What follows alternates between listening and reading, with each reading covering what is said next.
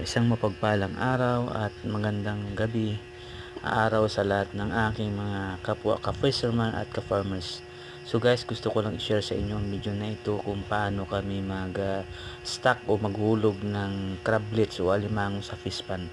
So mapapansin nyo guys, so marami. Yan po ay malayo pa ang pinanggalingan.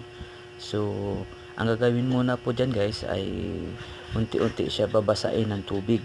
So ang tawag dyan, climatize, para ma-adapt po nila yung salinity o alat ng tubig kung anong mayroon dito sa loob ng fish pan. So yan lang po guys, paunti-unti lang, saboy lang ng tubig, witik-witik lang po para sila po ay mawala yung kanilang stress. Kasi po pag yan ay binigla natin, so maaring hindi nila ma-adapt yung klima, ang ng alat, so maaari silang magkasakit at mamamatay. So yan lang po guys, maraming salamat.